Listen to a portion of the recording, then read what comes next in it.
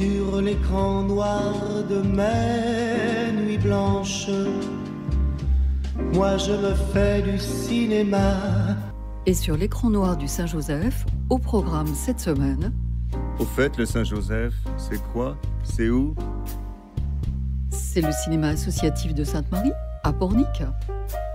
Mais encore? Un cinéma 100% bénévole, 0% pub, 100% cinéma. Cinéma. Écran noir, fauteuil de velours rouge, une flûte de champagne pour Claudine, un martini gin bien tassé pour Marc. Bonjour à vous deux. Bonjour Jim. Les chroniques du cinéma Saint-Joseph, et aujourd'hui on va parler d'un festival, le festival Cinépolis pour sa 10e édition. Et nous allons parler aussi de films, surtout pour cette semaine du 4 juin au 10 juin. Et je crois qu'on commence avec vous, Marc. Je vais juste vous donner 2 petits messages pour le festival Cinépolis. Donc oui, il a bien lieu du 4 au 10 juin. C'est donc la 10e édition de ce festival qui est dédié aux amateurs de films noirs. Il est organisé conjointement par les cinémas le Saint-Joseph de Sainte-Marie, le Saint-Michel de Saint-Michel-Chef-Chef et l'Atlantique de Préfaille. Avec 2 films policiers récents par jour, un tarif unique de 5 € la séance et une programmation qui tourne donc sur les 3 sites avec la collaboration du Centre culturel Leclerc. Et j'en profite pour passer un petit bonjour à Véronique, Ivan et Catherine qui sont venus la semaine dernière dans ce même studio à vos places pour parler du festival Cinépolis. Rapace. Oui, alors, je signale qu'au total, le festival présente 13 films. Et donc, Rapace est présenté en avant-première. Et donc, en ouverture, en plus de Cinépolis, le 4 juin. Et en notant bien l'heure, il s'agit de 20h30. 20h30, ouverture voilà. de Cinépolis. Voilà. Alors, l'histoire suit Samuel, un journaliste, et sa fille Ava, stagiaire dans le même magazine. Ensemble, ils couvrent le meurtre d'une jeune fille attaquée à l'acide. Profondément choqué par la brutalité de ce crime et par l'intérêt de sa fille pour l'affaire, Samuel décide de mener une enquête indépendante à l'insu de sa rédaction et découvre des similitudes troublantes avec le meurtre d'une autre femme. Le scénario s'inspire de faits divers contemporains pour aborder des thématiques telles que la violence faite aux femmes et les dérives médiatiques. Une citation du réalisateur: « Je voulais parler de ces violences qui deviennent banales, invisibles, parce qu'on s'habitue. Rapace, c'est un cri de colère contre l'indifférence, un thriller social poignant porté par une équipe d'acteurs talentueux et une mise en scène maîtrisée. » Le Domaine maintenant. Alors Le Domaine, c'est un film de Giovanni Aloi. C'est son 2e opus. Et Le Domaine, il prend son inspiration dans un fait divers qui date de 1985. C'est un film réservé à un public averti. Il s'agit de l'histoire de Damien, qui est étudiant à la dérive, brillamment joué par Félix Lefebvre, et qui accepte un emploi dans un relais de chasse tenu par 2 mafias locaux. Ceux-ci utilisent leurs propriétés pour couvrir des activités illégales où jeux d'argent, blanchiment et prostitution se mêlent. Suite à la disparition d'une escort girl, Damien s'engouffre dans une spirale de règlement de compte. Le cinéaste nous présente un jeune homme sans repères ni idéaux, à la fois fasciné, mais dégoûté aussi par l'univers sordide qu'il côtoie. Guidé par la voix off du protagoniste, l'image est à la fois inquiétante et élégante et respecte les codes du genre. C'est à voir samedi 7 à 21h. Samedi 7 à 21h pour ce second film. Un peu de musique pour présenter le film suivant. C'est pas moi qui vous ferai des plans de loup-garou, de grands méchants. S'il faut se battre pour que ça vous plaise, malaise. Je vous aimerai pas dans la sueur, genre staccanoviste du bonheur. La voix mielleuse alors heureuse, horreur.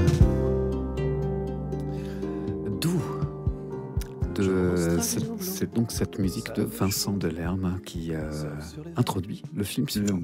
Le mélange des genres Réalisé par Michel Leclerc, il s'agit d'une comédie dramatique et policière. L'histoire suit Simone, une policière aux idées conservatrices, infiltrée dans un collectif féministe qu'elle soupçonne de complicité de meurtre. Mais à leur contact, elle commence à remettre en question ses propres convictions.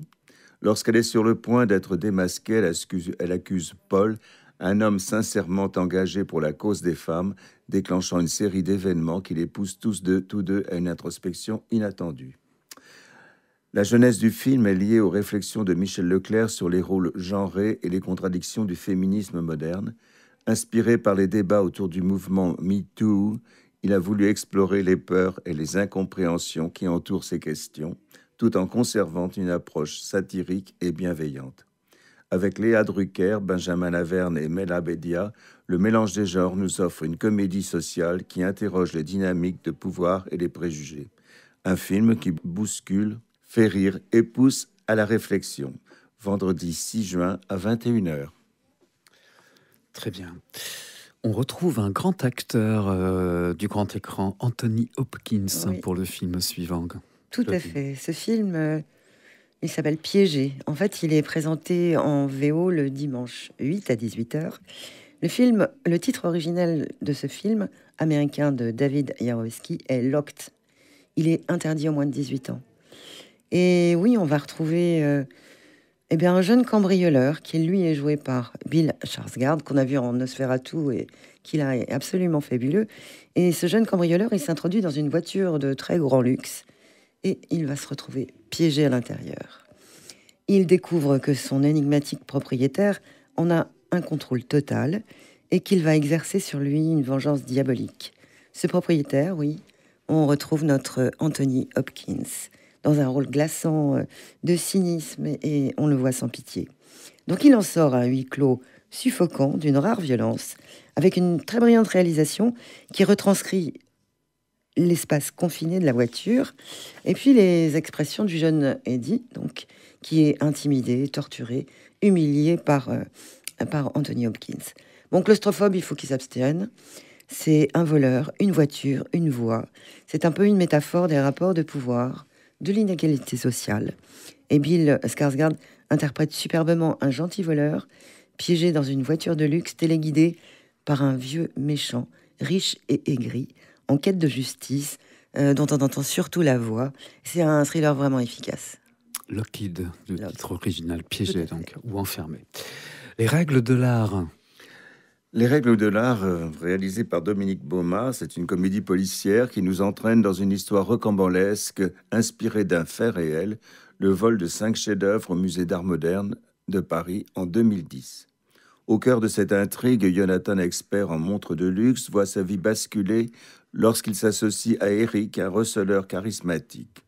Tout s'accélère lorsque Joe, un cambrioleur de génie, réalise un casse spectaculaire, entraînant les 3 hommes dans une spirale incontrôlable. En 2017, le réalisateur suit le procès du cambriolage. De là naît l'idée de retranscrire cette histoire sur grand écran en mêlant réalité et fiction.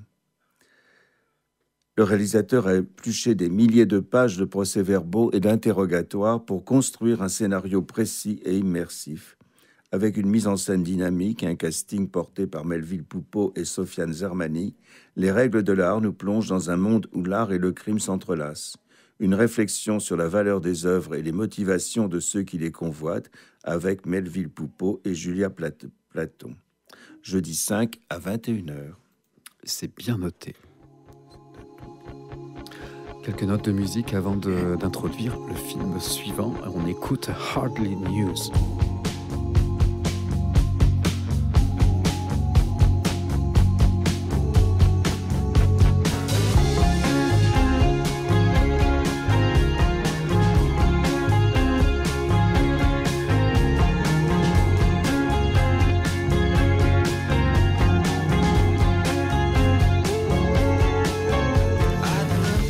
On aurait plus de temps, on écouterait avec plaisir ce morceau, n'est-ce pas? Tout à fait.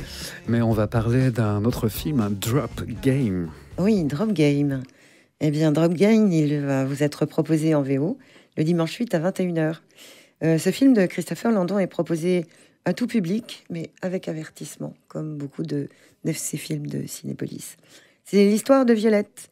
Violette, elle est une jeune veuve et pour un premier rendez-vous depuis des années, elle se rend dans un restaurant très chic où elle doit retrouver Henri, un homme charmant qu'elle a rencontré par un site, par une application téléphonique. Une alchimie naissante va être vite gâchée parce que Violette, elle se voit harcelée, puis terrorisée par une série de messages anonymes sur son téléphone. Elle doit suivre les instructions qu'elle reçoit, sous peine que la silhouette qu'elle voit sur son téléphone, captée par les caméras de sécurité de sa propre maison, ne tue son jeune fils de 10 ans et la sœur qui lui sert de babysitter. Il s'agit encore d'un thriller en huis clos, inspiré par les dangers de la technologie omniprésente dans nos vies. Megan Fahy campe une Violette attirée dans un engrenage machiavélique, oppressant, dont le final est vraiment palpitant. Ça donne envie. Ça donne envie. Little Jaffna avec vous, Marc. Little Jaffna, réalisé par Laurence Valens.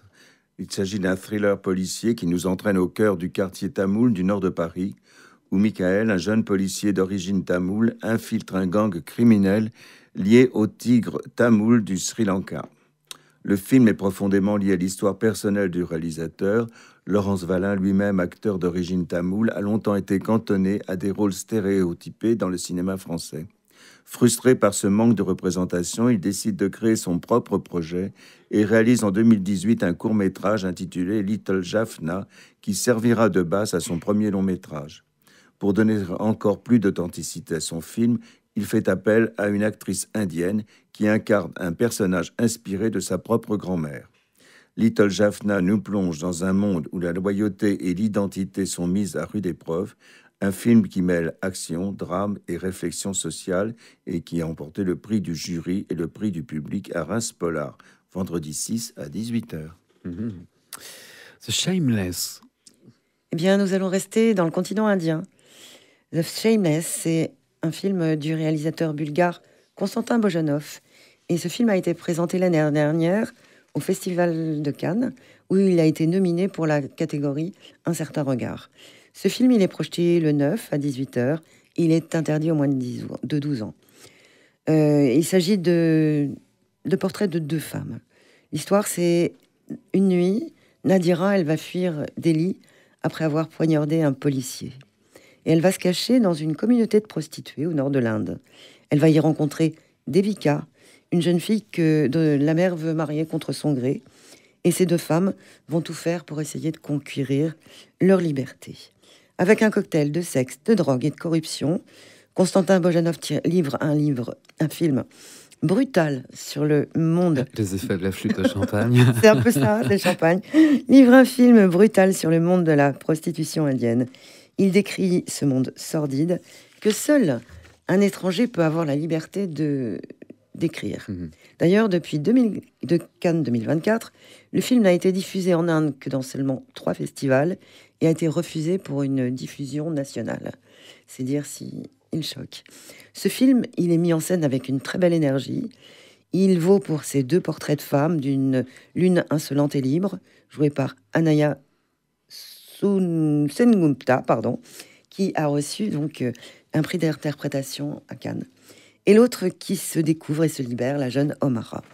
Derrière sa portrait, le réalisateur propose un puissant plaidoyer contre le patriarcat, la condition des femmes, l'homophobie et l'hypocrisie de la société indienne.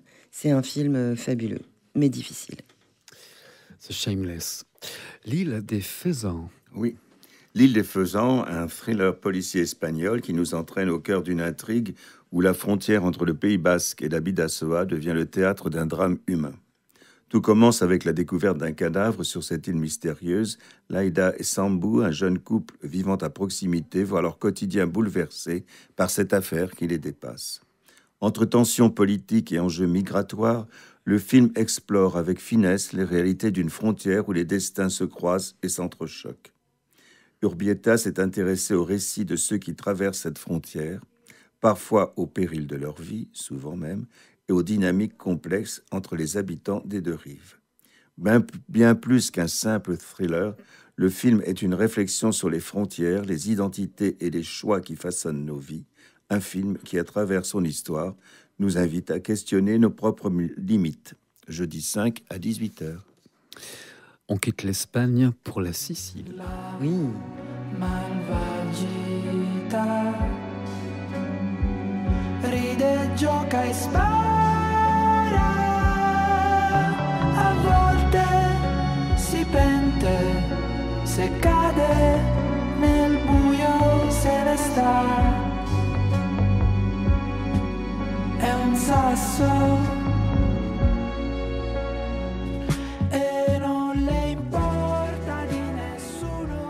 Les lettres siciliennes. Dans les lettres siciliennes, c'est un drame de Fabio Graciadonia et Antonio Piazza qui nous envoie faire un tour en Sicile. Ce film, il a été sélectionné à la Mostra de Venise. Il est librement inspiré de faits réels. Néanmoins, les personnages sont des personnages fictifs qu'ils font jouer dans le film. Et cela nous plonge dans l'univers de la mafia sicilienne dans les années 2000. C'est d'ailleurs le 3e volet que les réalisateurs dédient à la mafia. Son titre original, c'est Idou, qui veut dire lui, employé en Sicile comme le terme pour se référer à Dieu, qui veut dire aussi volcan. Et ça, c'est le surnom qui a été donné à l'un des derniers grands chefs mafieux, Messino Denaro. Et l'histoire, c'est l'histoire d'un politicien et de son neveu mafieux. Après plusieurs années de prison pour collusion avec la mafia, Catello, un homme politique aguerri, a tout perdu. Les services secrets italiens vont solliciter son aide pour capturer Matteo, son filleul, le dernier chef mafieux en cavale. Et Catello y voit l'opportunité de rebondir. Homme rusé, illusionniste, qui transforme la vérité en mensonge et le mensonge en vérité, il entame une correspondance singulière où le fugitif cherchant à profiter de son vide affectif. Donc tout se passe par lettres manuscrites, cachées. C'est un jeu de dupes entre un parrain en cavale et un politicien véreux. Ce politicien, donc Catello, il est remarquablement joué par Tony Servillo et par Elio Germano dans celui de Matteo. La Sicile, elle devient un personnage à part entière, rongé par la culpabilité collective et l'héritage d'un silence mafieux trop longtemps intériorisé. C'est un film caustique, souvent drôle, d'une très belle esthétique, et c'est à voir le mardi 10 à 18h, et c'est une très bonne preuve d'amour à la Sicile.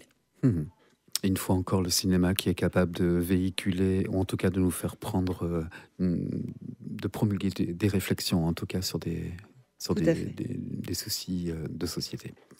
Et notamment le rôle des femmes en Sicile, qui, si elles ne disent rien, par le patriarcat également, s'expriment en privé. C'est très bien rendu. Les lettres siciliennes, donc.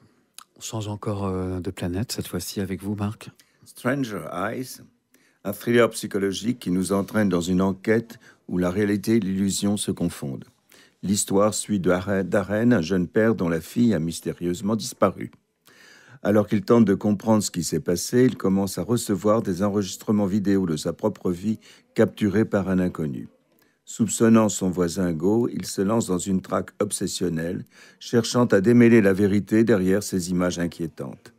Inspiré par des faits divers et des réflexions sur la paranoïa moderne. Ah, le Martini Gin. Sans doute.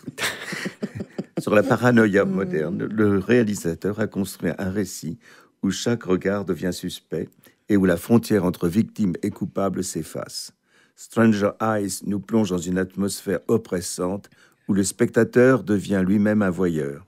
Ce film a été présenté en compétition à la Mostra de Venise, a marqué les esprits par son approche audacieuse du thriller. Samedi 7 à 18h. Un braquage, cette fois-ci. Oui, l'ultime braquage. Et pour ce film, nous allons partir au Danemark, à Copenhague. En fait, c'est un film effectivement franco-danois de Frédéric Louis Vide. Il est inspiré d'un fait divers réel, ce qui est le braquage d'un dépôt d'argent à Copenhague en 2008. Et étonnamment, ces dépôts d'argent danois n'étaient absolument pas sécurisés. Et ce fait divers a vraiment fait parler tous les Danois. Alors, c'est l'histoire de Casper, qui est un boxeur qui veut réussir avec ses poings. Et finalement, il va essayer de choisir une voie plus dangereuse parce que il va être contacté par Slimani, qui lui est incarné par un Reda Kateb charismatique, et donc il va rejoindre une bande de braqueurs ambitieux. Alors là, on va voir toute la préparation d'un casse absolument millimétré qui va tourner au fiasco, une cavale précipitée et des braqueurs professionnels qui vont perdre le contrôle. C'est un grand classique du genre, à voir le lundi 9 à 21h en VO, avec Copenhague en toile de fond. Très bien. Dogman. Dogman. Eh bien, le Cinépolis, il n'a pas oublié nos jeunes amateurs de polar, puisque dès 6 ans, on va leur proposer ce film qui a été fait par les studios DreamWorks. Et nous allons avoir affaire à un très bon film d'animation. Le réalisateur Peter Hastings nous offre une comédie complètement déjantée et farfelue à déguster et qui est adaptée des BD éponymes. Et c'est l'histoire, en fait, d'un drôle de personnage. C'est un policier et un chien, et son chien, qui sont blessés lors d'une mission. Et là, une opération chirurgicale insensée les lie à jamais, en greffant la tête du chien sur le corps de l'homme. Et cette association, eh bien, voilà Dogman qui apparaît. C'est un policier mi-homme, mi-chien, qui, à 100 à l'heure, bien sûr, va sauver le monde. C'est un véritable hommage au cartoon culte de Tex Avery et de Tom Jerry, avec un rythme effréné. Et ça, c'est drôle, c'est coloré, c'est bourré de jeux de mots. Et je pense que aussi grand que petit, surtout les petits, vous allez apprécier de venir le voir le dimanche 8 à 15h30. Dogman. Et le dernier film qui est hors festival Cinépolis. Nous quittons le festival Cinépolis. Aujourd'hui, donc, on plonge dans Partir un jour, le premier long métrage d'Amélie Bonin, une œuvre qui mêle comédie musicale et introspection. Présenté en ouverture du Festival de Cannes, ce film nous entraîne dans le parcours de Cécile, une chef étoilée qui, au sommet de sa carrière, doit retourner dans son village natal après l'infarctus de son père. Juliette Armanet, Cécile, incarne Cécile et son personnage est tiraillé entre son passé et son avenir. Elle retrouve Bastien Bouillon, son amour de jeunesse, resté garagiste dans ce village qu'elle avait quitté. Ce retour aux sources devient alors un prétexte à l'introspection. Partir un jour, est-ce un film ou une expérience musicale? Une chose est sûre, il ne laisse personne indifférent. À voir pour se laisser emporter par la nostalgie et la magie des retrouvailles. Le film utilise les paroles des chansons comme dialogue entre les personnages. Mercredi 4 juin à 18h. Merci beaucoup à vous deux, Claudine, Marc, Claudine, pour la présentation de ces films. Cinépolis, allez-y, c'est dans 3 cinémas associatifs. 10e édition, prix unique 5 €. Et ça se termine le 6 juin, non? Ou le 10 juin? Le 10 juin. Dit-il en brandissant fièrement le programme du cinéma. Merci à vous deux, à bientôt. Merci. Bonne semaine. À toi, Jim. Bonne semaine. Merci, Jim. Et je t'emmène